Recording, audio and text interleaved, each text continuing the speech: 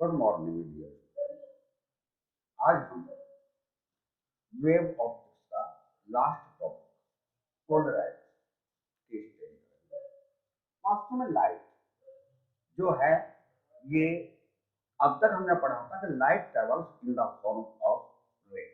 उसके बाद हमने पढ़ा कि light travels in the form of, इस वेव के फॉर्म में ये लाइट भी जो है ये ट्रांसवर्स वेव।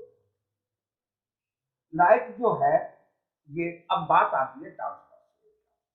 वास्तव में वेव जो है ये दो प्रकार की, पहली होती है ट्रांसवर्स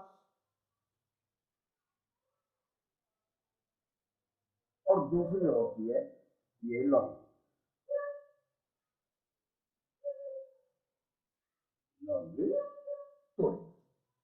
वास्तव में ट्रांसवर्स वेव जो इसमें मीडियम के पार्ट वेव प्रोपगेशन के परपेंडिकुलर वाइब्रेट। इसका मतलब ये हो गया यदि वेव हमारी ऐसे जा रही है तो मीडियम के पार्ट के ऐसे वाइब्रेट।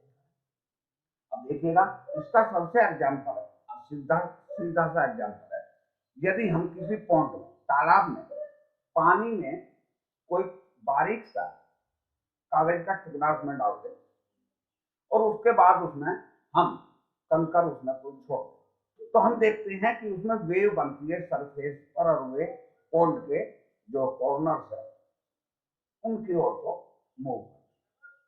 और जबकि वो जो हमारा पेपर है, पेपर ऊपर नीचे वाइब्रेट। तो वास्तव में होता क्या है, disturbance travels forward and the medium part vibrate to and fro to its mean position. Such waves are called transverse. Yes? अब देखिएगा जो हमारी ये लाइट जो है ये ट्रांसवर्स वेव होती है और ये इलेक्ट्रोमैग्नेटिक वेव।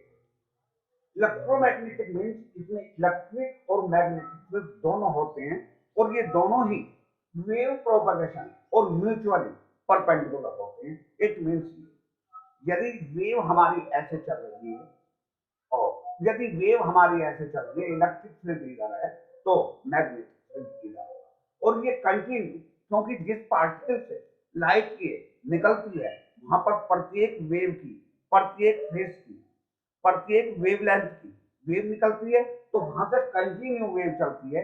इसलिए ये इलेक्ट्रिक फील्ड और मैग्नेटिक फील्ड एक सर्कुलर की फॉर्म में हो जाती है, तो उसमें कंटिन्यू हो, तो ये कहलाती है इलेक्ट्रोमैग्नेटिक वेव। और इलेक्ट्रोमैग्नेटिक वेव को यदि हम 3D में ले, ये एक्स अक्ष हो गया, ये वाई अक्ष हो गया, ये जेड अक्ष। यदि हमारी ये इलेक्ट्रिक वेव एक्स अक्ष में मूव करे तो इलेक्ट्रिक फील्ड ये ऊपर को है, तो मैग्नेटिक फील्ड ये जेड अक्ष। और यदि ये बदलकर हमारा जो है मैग्नेटिक फील्ड ये वाई अक्ष की ओर आ जाता है, तो ये वाई अक्ष के नेगेटिव, जेड अक्ष के नेगेटिव में आ जाता है, तो इलेक्ट्रिक फील्ड जो है वाई अक्ष के negative. It means magnetic field और इलेक्ट्रिक फील्ड ये दोनों ऑलवेज म्यूचुअली परपेंडिकुलर रहती है और साथ के साथ जो है इस उसकी वेलोसिटी के भी परपेंडिकुलर रहती है। ये है हमारा इलेक्ट्रोमैग्नेटिक। और वास्तव में लाइट फैक्टर जो होता वो इलेक्ट्रिक वेक्टर के कारण ही होता है। इट मीन्स इलेक्ट्रिक फील्ड के कारण होता है, मैग्नेटिक फील्ड के कारण लाइट फैक्टर नहीं होता। अब देखिएगा जब ये लाइट इलेक्ट्रिक वेक्टर के कारण होता लाइट का इफेक्ट, तो ये जो इसमें इलेक्ट्रिक और मैग्नेटिक फील्ड दोनों होते हैं, इसलिए ये इलेक्ट्रोमैग्नेटिक वेव। अब आ जाइएगा पोलराइजेशन। पोलराइजेशन क्या है? ये केवल ये शो करने के लिए एक मेथड है कि हमारी जो वेव है, लाइट वेव, ये वास्तव में ट्रांसवर्स वेव को प्रूव करने के लिए ये हमारा पोलराइजेशन। इसके लिए हम क्या करते हैं, सबसे पहले एक सिंपल सा एग्जांपल देखते हैं। यदि हम एक इस टाइप का एक रिंग बना और दूसरा रिंग ये ले, दोनों के जो एक्सिस हैं ये पैरेलल और इनके बीच में रस्सी निकाल दी जाए, इधर से ये बांध दी जाए रस्सी और इधर से उसमें झटका दिया जाए, तो हम देखते हैं कि इसके जो ये है वाइब्रेशन ये इसके पार निकल जाए। इसका मतलब ये ट्रांसवर्स वेव। अब देखिएगा, जब हम किसी सोर्स ऑफ लाइट से ये वेव चलती है तो वास्तव में उसके जो इस प्रकार के जो वाइब्रेशन वे एक और को। अब आइएगा, क्योंकि इसमें लाइट जो है कंटिन्यू इलेक्ट्रिक वेक्टर इसमें सभी डायरेक्शन में होते हैं, इसलिए लाइट को अनपोलराइज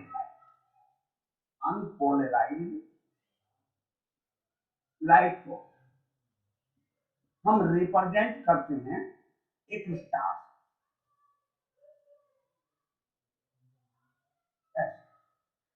ये अनपोलराइज लाइट का सिंबल।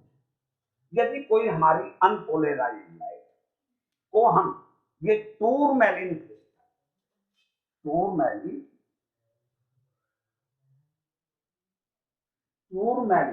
क्रिस्टल से उसमें कट करके पार निकाले तो होता क्या है इसमें, ये इसके लिए सबसे सिंपल एग्जांपल है, देखिएगा किस प्रकार होगा।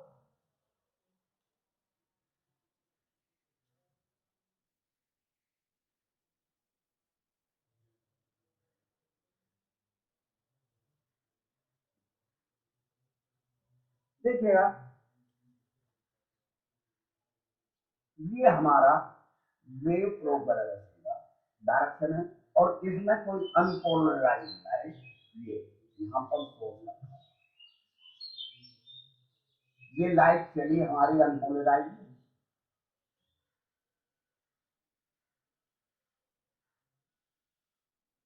और जब ये इससे आगे निकल जाती है तो ये प्लेन पोलराइज है, क्योंकि बाकी केवल जो जिधर को ये छिद्र है, जिधर को ये इसमें कट है, केवल कट वाले ही वाइब्रेशन बाहर निकलते हैं, बाकी सबको ये टूरमैलिन का जो है एब्जॉर्ब करते हैं।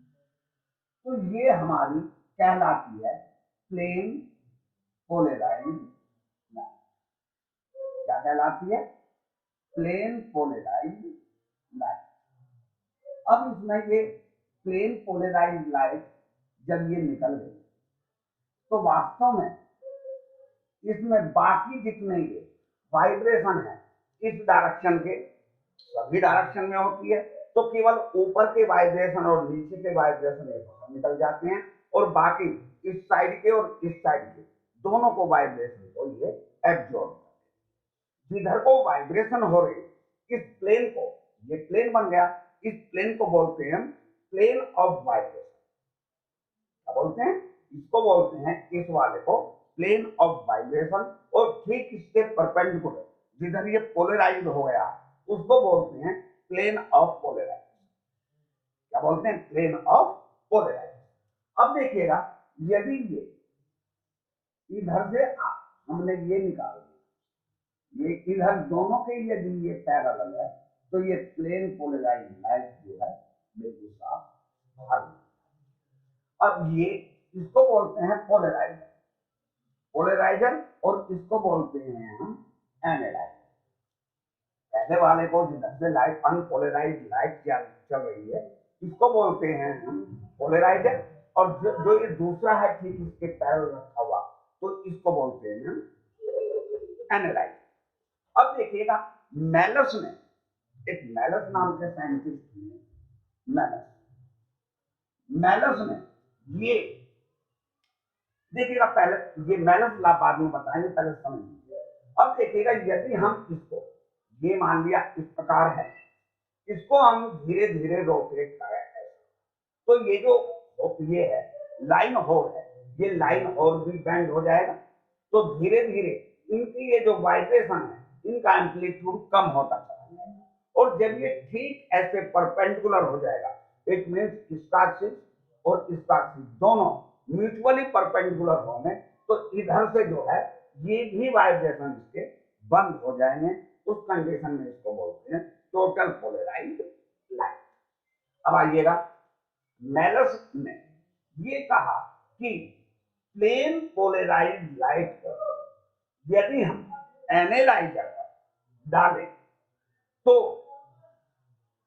बाहर निकलने वाली लाइट की इंटेंसिटी पोलराइजर और एनालाइजर के बीच बनने वाले एंगल की कोसाइन के स्क्वायर के अकॉर्डिंगली प्रोपोर्शनल होती है। It means I proportional cos square theta, where theta is the angle between polarizer and angle. Implies it I is equal to I naught cos square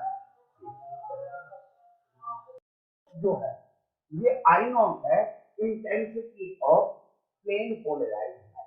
और हम जानते हैं कि इंटेंसिटी वेव इंटेंसिटी ये directly proportional होती है amplitude के। तो ये जो है हमारा हो गया मैलस लॉ। अब आइएगा इसके बाद है ब्रूस्टर। इसके बाद है ब्रूस्टर REW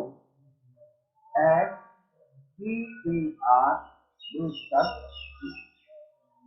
ब्रूस्टर वास्तव में ब्रूस्टर लॉ को समझने से पहले आप ये समझिएगा कि जब किसी ट्रांसपेरेंट मीडिया कंसिडर ये है हमारा ट्रांसपेरेंट, इस पर कोई लाइट ये अनपोलराइज्ड लाइट ये इंसिडेंट हो रही है। और यदि ये एंगल ऑफ इंसिडेंट एक ऐसा एंगल है कि ये लाइट जब दूसरे मीडियम में जाती है तो ये प्लेन पोलराइज हो जाती है। तो ये रिफ्लेक्ट होने वाली लाइट जो है ये वास्तव में ये इधर वाली जो ठीक इसके परपेंडिकुलर जो वो वाली आ जाती है ये। तो ये कहलाता है एंगल ऑफ पोलराइजेशन। ये ऑलवेज ये वाला ऑलवेज 90 डिग्री होता है। 90 डिग्री क्योंकि ये होगी बोर्ड के एक परपेंडिकुलर ऐसे और ये होगी बोर्ड के प्लेन में, तो दोनों के बीच एंगल 90 डिग्री। अब आइएगा यदि ये एंगल आर है तो यहां पर हम जानते हैं n equal sine i p upon sine r. अब जब ये आई पी हो गया तो ये भी हमारा आई पी हो गया एंगल ऑफ रिफ्लेक्शन। परंतु ये i p plus r plus 90 degree equal to 180 degree implies R is equal to 180 degree minus 90 degree minus IP implies R is equal to 90 degree minus IP। यदि हम पहले वाले में put करते तो ये हो गया N is equal to sin IP upon sin 90 minus IP is equal to sin IP upon cos IP is equal to tan IP। ये है हमारा ग्रुप।